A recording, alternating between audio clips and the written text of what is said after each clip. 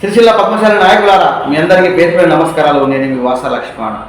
నేను చెప్పేది వాస్తవమైన మీకు అనిపిస్తే ఈ వీడియోను సిరిసిల్లలోని ప్రతి గడపకు తీసుకెళ్ళండి. సిరిసిల్లలో అతిపెద్ద పద్మశాలి జనాభా ఉన్నది. అక్కడ రాజకీయాలు శాసించే శక్తి మనకున్నది. కానీ అతి మంచితనం వల్ల అక్కడ పద్మశాలి నాయకత్వానికి గుర్తింపు రావడం లేదు. కాబట్టి ఇప్పుడు సిరిసిల్ల పద్మశాలి నాయకులకు నేను ఒక విషయం విన్నవించుకుంటున్నా. అక్కడ భవిష్యత్తులో అక్కడ పద్మశాలి ఎమ్మెల్యే గెలవాలంటే చేయాల్సిన మొట్టమొదటి పని ఒకటి ఉంది. ఈ ముగ్గురిని మీ నుండి బహిష్కరించండి. ఒకరు కేటీఆర్, ఒకరు కేకే మహేందర్ రెడ్డి, మరొకరు రాణి రుద్రమ. ఈ ముగ్గురిని మీరు బహిష్కరించండి. 3 పార్టీలలో సిరిసిల్ల పద్మశాలి నాయకులకి గుర్తింపు ఉండాలి. ఉంటేనే ఆయా పార్టీలో కొనసాగండి, ఆయా పార్టీల కార్యక్రమాలకు వెళ్ళండి. లేకపోతే వెళ్ళకండి. సరిపోతుంది. ఎవరు కేటీఆర్, ఎవరు కేకే మహేందర్ రెడ్డి, ఎవరు రాణి రుద్రమ? పద్మశాలి సమాజానికి వీరికేంటి సంబంధం? పద్మశాలి సమాజంపై పెత్తనం చేసే అధికారం ఎవరిచ్చింది వీళ్ళకి? కేటీఆర్ ఎమ్మెల్యేతే కావచ్చు, పద్మశాలి సమాజానికి నాయకులైతే కాదు కదా.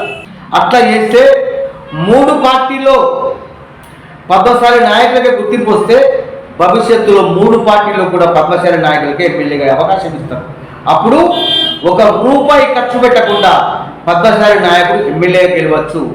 3 పార్టీలో పద్మశాలి బిడ్డలకి ఎమ్మెల్యేగా అవకాశం వస్తే ఒకరికి ఓటేయాలి. కాబట్టి ఖచ్చితంగా ఏ పార్టీలో ఎవరు గెలిచినా పద్మశాలి బిడ్డను ఎమ్మెల్యే గెలుస్తాడు. అక్కడ పద్మశాలి బిడ్డ ఎమ్మెల్యే గెలిచినాడు. నేత కార్మికుల తలరాతలు మాత్రం ఇట్లారా వాస లక్ష్మణ పిచ్చిలేసి సిరిసిల్లకు వస్తలేడు. అదే పనిగా అక్కడ పద్మశాలి బిడ్డ ఎమ్మెల్యే గెలిచిన రోజు ఖచ్చితంగా నేత కార్మికుల తలరాతలు మారుతాయి, పద్మశాలి సమాజ తలరాతలు మారుతాయి. ఒక సిరిసిల్లలో గట్టిగా దెబ్బ కొడితే తెలంగాణ రాష్ట్ర పద్మశాలి సమాజానికి కూడా గౌరవం దక్కుతుంది, హక్కులు వస్తాయి, రాజకీయాలు గడగడలాడతాయి. కాబట్టి సిరిసిల్ల పద్మశాలి నాయకులారా, మీ పద్మశాలి బిడ్డగా అయిపోతున్న 3 పార్టీలో కేటీఆర్, కేకే మహేందర్ రెడ్డి, రాణి రుద్రమ ఈ ముగ్గురిని మీరు బహిష్కరించండి. ఈ 3 పార్టీలో మీకు గుర్తింపునివ్వకుండా, మిమ్మల్ని అగ్రభాగాలు ఉంచకుండా వీళ్ళెనక మీరు నిల్చున్నట్టుగా కార్యక్రమాలు చేస్తే ఆ కార్యక్రమాలను మీరు బహిష్కరించకండి. అప్పుడు ఖచ్చితంగా పద్మశాలి సమాజం సిరిసిల్లలో అగ్రభాగానికి వెళ్తుంది. చూడండి ఎంత దారుణము.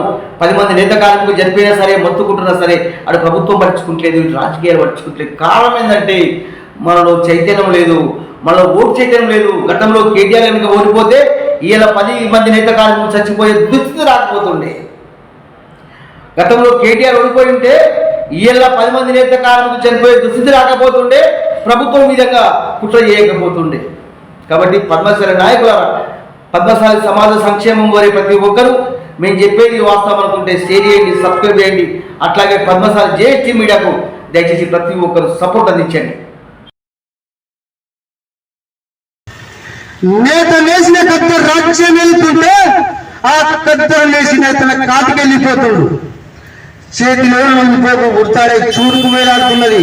జనాలు చూస్తే పెద్దగా ఉంది, ఓటు బ్యాంకు పెద్దగా ఉన్నది. ఓటు బ్యాంక్ కీలకం. ఇలా రాజ్యాన్ని శాసించాలంటే ఓటు బ్యాంకే కీలకం. అంత పెద్ద ఓటు బ్యాంకు మనం రాజకీయం దగ్గర పిక్చర్ వేస్తున్నది. కారణం ఏంటంటే మనం మాత్రమే. అందుకోసం మా పిక్చర్ కాదు, శాసించే స్థాయిలో ఉందాం. రూల్ చేద్దాం. రూల్ మనం ఏ రాజకీయాలుగా భిక్ష మార్పులు అవసరం లేదు. రూల్ చేద్దాం, శబ్దం చేద్దాం.